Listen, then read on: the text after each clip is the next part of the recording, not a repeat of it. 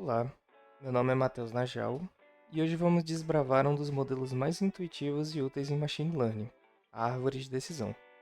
Nesta apresentação, vou explicar o que é uma Decision Tree, como ela toma decisões, quais medidas usamos para escolher divisões e mostrar um exemplo prático de como uma árvore faz uma predição.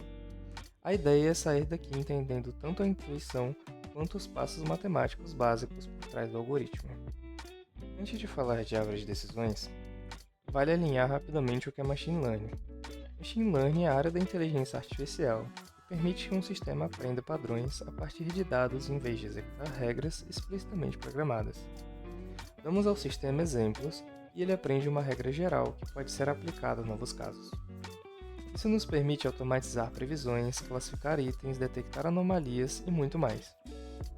A árvore de decisões é um desses métodos simples de entender e fácil de interpretar, o que a torna ótima para explicar decisões. Então, o que é uma Decision Tree? Uma árvore de decisão é um modelo que organiza perguntas em formato de árvore. Cada nó é uma pergunta sobre um atributo, cada ramo é uma possível resposta, e cada folha é uma decisão ou rótulo final. Pense num fluxograma que aprendeu a partir de exemplos. Árvores funcionam bem para tarefas de classificação e regressão. São interpretáveis e lidam tanto com variáveis numéricas quanto categóricas. Em contrapartida, sem cuidados, elas podem superajustar os dados de treino. Por isso usamos técnicas como poda, limites de profundidade e critério de divisão. Então agora vamos ver um exemplo. Na figura do lado esquerdo, podemos ver uma estrutura de if else em Python, em que a entrada é a idade de 14 anos. E ele vai fazer perguntas. Se a idade for menor do que 15, ele vai responder que a pessoa está na escola.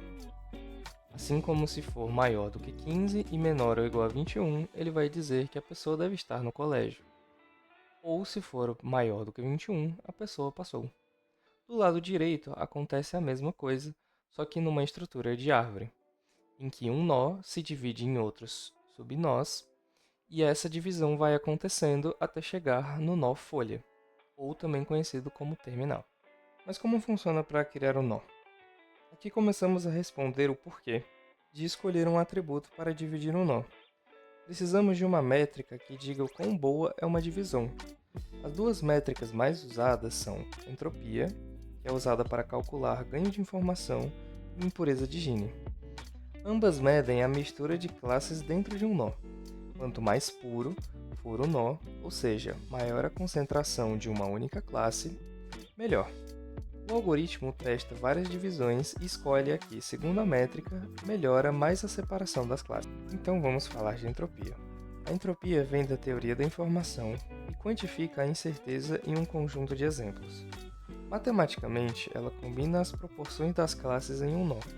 Quanto mais balanceada as classes, maior a entropia. Se todas as instâncias pertencem à mesma classe, a entropia é zero. Quando usamos entropia em árvores, calculamos ganho de informação, a entropia do nó pai menos a entropia ponderada dos nós filhos. A divisão que maximiza esse ganho é a preferida, porque reduz mais a incerteza sobre as classes. Então, o passo a passo de entropia. Primeiro, calcula-se a entropia do nó pai antes da divisão. Segundo, para cada atributo candidato à divisão, divide-se o pai em nós filhos com base nos valores do atributo. Calcula-se a entropia de cada nó filho, calcula-se a entropia ponderada dos nós filhos, ou seja, a média das entropias dos filhos ponderada pelo número de instâncias em cada filho. E terceiro, o ganho de informação é a entropia do pai menos a entropia ponderada dos filhos. O atributo que proporciona um maior ganho de informação, ou seja, a maior redução na entropia, é escolhido para criar o nó e suas ramificações. Ele é o atributo que melhor organiza ou purifica os dados. A impureza de Gini é outra medida de quão misturada estão as classes num nó. A ideia é calcular a probabilidade de, ao rotular aleatoriamente um exemplo, segundo a distribuição do nó, atribuir um rótulo errado. Valores maiores representam maior mistura. Zero significa nó puro. A fórmula envolve as proporções das classes, similar à entropia, mas sem logaritmos. Em implementação, Gini costuma ser ligeiramente mais rápido de calcular. O passo a passo da impureza de Gini é primeiro calcular a impureza de Gini do nó pai, antes da divisão. dividir o nó pai em nós filhos com base nos valores do atributo, calcular a impureza de Gini de cada nó filho, calcular a impureza de Gini ponderada dos nós filhos, a média ponderada pelo número de instâncias. Segundo, escolher o atributo e o ponto de divisão que resultem na menor impureza ponderada. Terceiro, a redução na impureza, similar ao ganho de informação, também pode ser calculada como o Gini do pai menos o Gini ponderado dos filhos.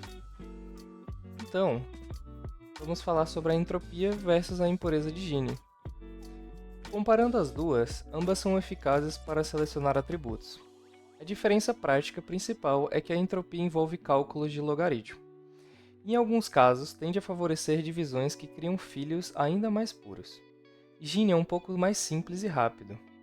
Na prática, a escolha raramente muda drasticamente a árvore final, mas pode haver pequenas variações. Minha recomendação é: use o critério padrão da biblioteca que você está utilizando, ou teste os dois rapidamente, e foque mais em controlar overfitting com poda, limite de profundidade e validação cruzada. Então, como uma decision tree faz predições? A predição é um processo de percorrer a árvore. Com um novo exemplo, começamos no nó raiz e, em cada nó, avaliamos a condição, por exemplo, idade menor ou igual a 15. Dependendo da resposta, seguimos pelo ramo sim ou não, até chegar a uma folha, que contém a predição final.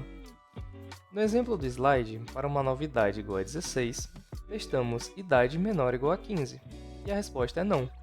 Seguimos para o próximo teste, idade menor ou igual a 21, e a resposta é sim. Então chegamos à folha que diz: a pessoa deve estar no colégio. Esse caminho lógico é determinístico e rápido de executar. Dica prática: quando há empates ou probabilidades na folha, podemos retornar à classe majoritária ou às probabilidades associadas. Então, muito obrigado pela sua atenção. Para recapitular, a gente viu o que é uma árvore de decisão, porque usamos métricas como entropia e Gini para escolher divisões, e como uma árvore faz predições passo a passo. Novamente, muito obrigado e até logo!